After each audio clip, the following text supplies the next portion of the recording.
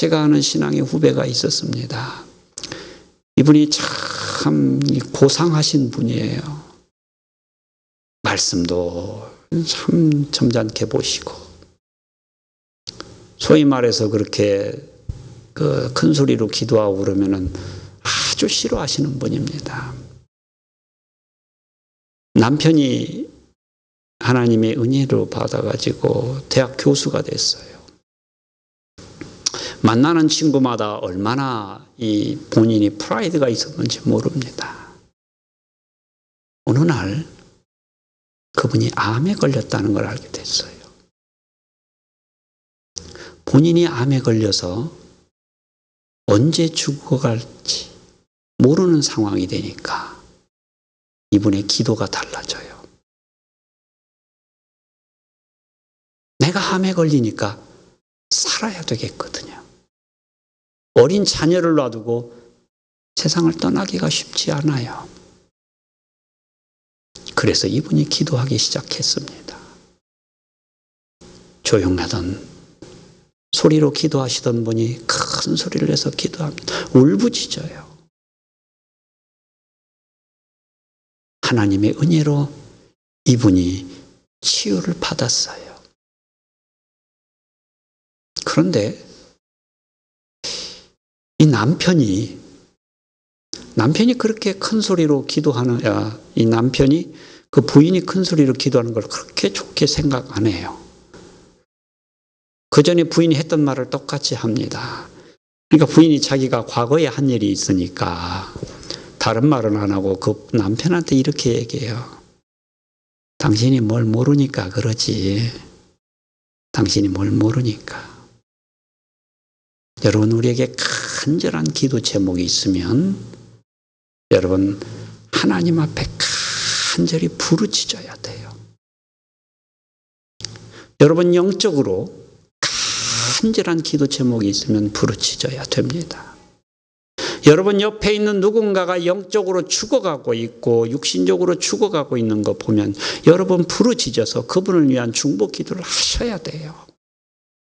이게 기도하는 사람들의 사명입니다. 하셔야 돼요.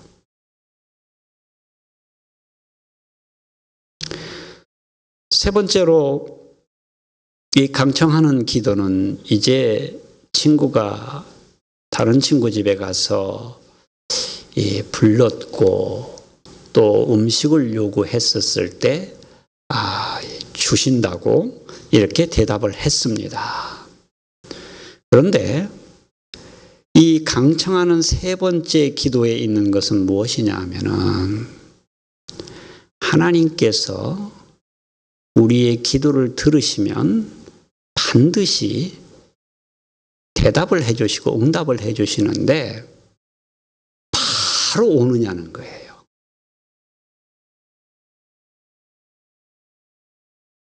바로 오지가 않습니다. 어떤 기도 제목은 하나님께 기도하면 즉시 응답되는 기도가 있는가 하면 어떤 기도는 여러분 10년, 20년 그렇게 기도하는 기도 제목도 있어요.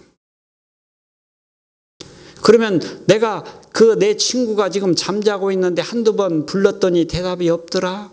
잠자는 것 같으니까 미안하니까 그냥 돌아갑니까? 아니에요. 내 집에는 또 다른 사랑하는 친구가 있어요. 그 친구를 위해서라면 가지고 가야 돼요. 그래서 우리가 기도 한두 번 해서 응답이 없다고 해도 여러분 믿음을 가지고 계속 기도하는 거예요. 응답 받을 때까지. 하나님이 응답을 주실 때까지 기도하는 겁니다. 이게 기도예요. 아마 예수님께서 하시는 말씀 오늘 본문의 내용 가운데 포인트 중에 하나가 이 부분입니다. 기도는 한두 번 하고 끝나는 게 아니라는 거예요. 하나님이 응답을 주실 때까지 계속 외치는 거예요. 계속 기도하는 거예요. 여러분 오늘 본문 말씀 보면 하나님이 응답 주신다고 했습니까? 안 했습니까? 했어요. 너의 강청함을 인하여 주시겠다고 그랬어요. 그러면 주실 때까지 부르는 거예요. 기도하는 겁니다. 그런데 사단은 우리를 기도하지 못하게 해서 어떻게 유혹을 합니까? 한두 번 기도하고 응답이 없으면 거 봐, 안 듣잖아. 그만해. 네가 그렇게 한다고 해서 되는 게 아니야. 그래서 우리로 하여금 도중에 그만두게 해요.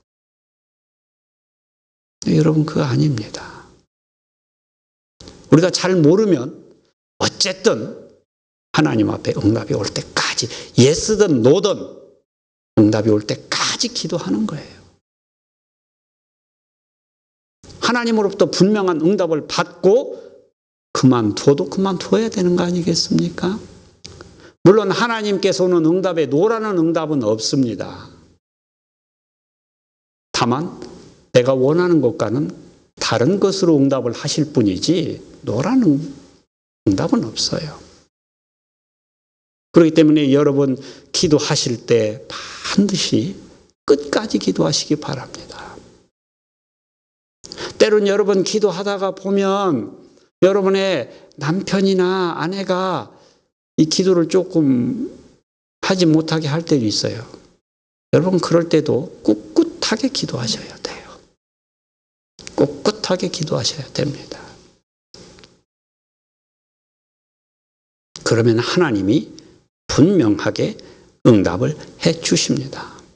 여러분이 강청하는 기도를 그렇게 하셨을 때 오늘 본문의 말씀 분명히 하나님이 응답을 해 주신다고 그랬는데 어떻게 응답을 해 주신다고 했습니까? 9절에서부터 13절까지 말씀을 보면 이제 기도에 대한 응답을 말씀하세요. 말씀에 보니까 이렇게 말씀하시죠. 구하라 그러면 너희에게 주실 것이요 찾으라 그러면 찾을 것이요 문을 두드리라 그러면 너희에게 열릴 것이니, 이 말씀을 보게 되면 결과가 다 있습니다. 다시 말해서 기도하면 그 기도에 따른 결과가 있다고 말씀을 하세요. 그런데 여기에 보게 되면은 구하라, 찾으라, 두드리라. 어떤 분들은 이 부분을 가지고 설명할 때 구했으면, 기도로 구했으면 그 다음에 적극적인 행동으로 찾고 또 더 적극적으로 문을 두드리는 이런 역사가 있어야 된다고 이야기를 합니다만은, 그렇게도 생각이 됩니다만은 조금 달라요. 여러분이 본문 말씀을 보게 되면 말씀에 뭐라고 하냐, 구하는 자가 어떻게 됐습니까? 받아요.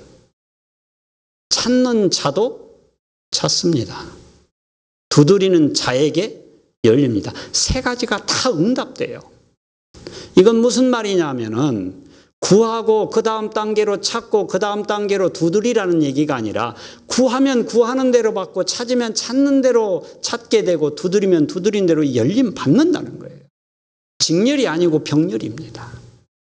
사람이 다 다르기 때문에 하나님 앞에 기도하고 나아가는 방법이 다 달라요. 어떤 사람은 하나님 앞에 잘 움직이지 못하지만, 잘 행동은 못하지만 기도로 가는 사람이 있어요. 그러면 그분들은 찾지 않고 두드리지 않았으니까 응답을 못 받냐? 아니에요. 받는다는 얘기예요. 그 사람은 그렇게 응답 받아요. 어떤 사람은 찾아요. 하나님께 찾습니다. 하나님 그런 사람이 그렇게 응답해 주시는 거예요. 더 적극적으로 두드리는 사람이 있어요. 그런 사람에게는 하나님이 그런 식으로 응답을 주세요.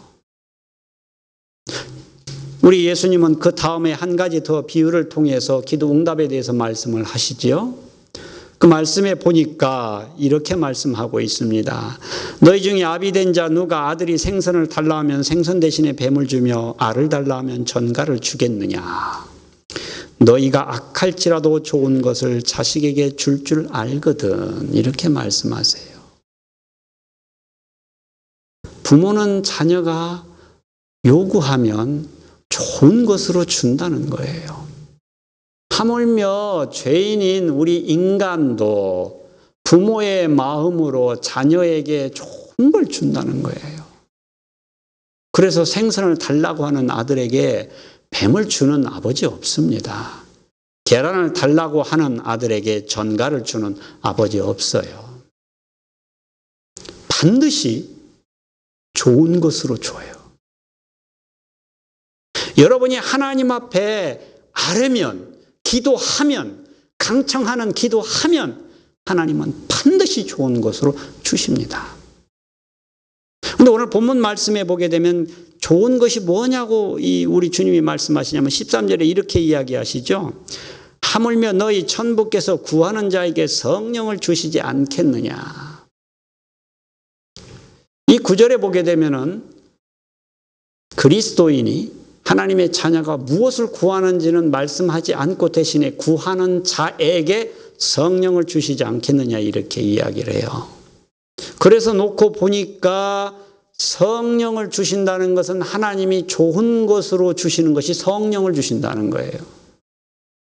여러분, 성령은 삼위의 하나님이십니다. 인격적이신 분이에요. 그래서 우리는 성령님과 인격적인 교제를 해야 된다고 늘 이야기를 합니다만 오늘 본문에서 예수님이 하시는 말씀 가운데는 성령을 주시겠다는 거예요. 구하는 자에게 주십니다. 그래서 이 말은 이런 말도 돼요.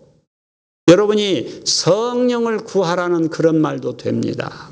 그래서 여러분이 기도하실 때 성령을 구하시기를 바랍니다. 또 여러분이 설령 다른 것을 가지고 하나님 아버지께 구하는 기도를 하고 강청하는 기도를 하면 아버지 하나님께서 제일 좋은 것으로 주시는데 이걸 성령 주신다는 거예요. 여러분, 성령을 주신다는 의미는 무엇을 포함하고 있습니까? 여러분, 성령님을 통해서 여러분 성령님이 하시는 일이 요한복음 15장과 16장 말씀에 보게 되면 무엇이라고 말씀하고 있습니까? 성령이 오셔서 예수님께서 너희들에게 하신 말씀을 생각나게 하고 깨닫게 하신다고 그렇게 이야기를 하십니다.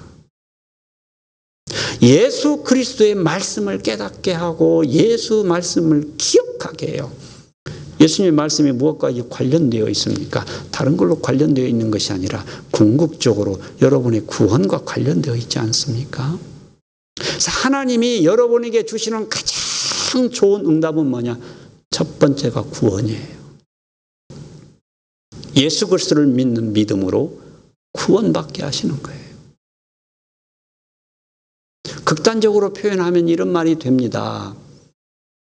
여러분, 이 세상에 사는 동안에 아무리 좋은 것 누리고 살아도, 아무리 좋은 것 가지고 살아도, 아무리 좋은 집 살아도 여러분이 구원을 받지 못하면